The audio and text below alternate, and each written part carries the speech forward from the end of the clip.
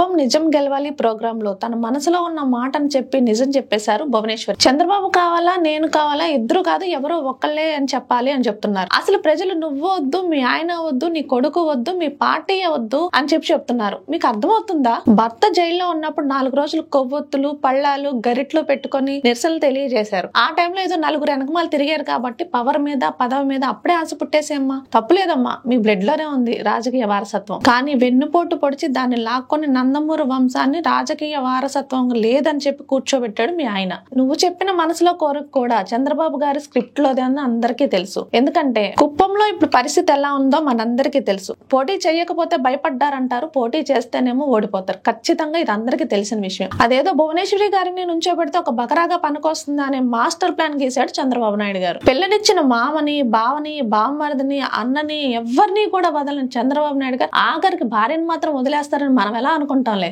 చంద్రబాబు నాయుడు గారు ఎవరినైనా ఎలా అయినా వాడేసుకుంటారా అని ఒకే ఒక్క ఉదాహరణ చెప్పాలంటే కుకట్పల్లిలో హరికృష్ణ గారి కుమార్తె సుహాసిని గారిని ఎలా వాడుకున్నారో ఎలా ఓడించారో అందరికీ తెలిసింది. ఆయన గెలవటానికి ఎవరినైనా సరే వాడుకుంటారు. ఆఖరికి సొంత భార్యను కూడా బకరాన్ చేసి బలిపశువునైనా చేయడానికి సిద్ధహస్తుడు చంద్రబాబు నాయుడు గారు. కుప్పంలో ఆవిడ చెప్తుంటే నిజంగా ఆవిడ పోటీ చేస్తదేమో అని చెప్పి అందరం అనుకున్నాం. లాస్ట్ లో ఇది జోక్ అని చెప్పి చెప్తున్నారు ఆవిడ. అంటే స్టాండప్ కామెడీ చేయడానికి వచ్చారేంటి? కుప్పం ప్రజలంతా పిచ్చిగా కనిపిస్తున్నారు. రేపు ఓట్ల రూపంలో మీకు సరైన సమాధానం చెప్పి చూపిస్తారు. అమ్మ భువనేశ్వరి గారు, చంద్రబాబు నాయుడుకి రెస్ట్ కావాలి అందుకని నేను పోటీ చేస్తాను అని చెప్తున్నారు. దయచేసి ఆయనకు రెస్ట్ కావాలంటే సరే, అంతేగాని మీ కుట్రలు కుతంత్రాలు సింపతి ఓట్ల కోసం ఆయనకు రెస్ట్ ఇన్ పీస్ ఇవ్వకండి.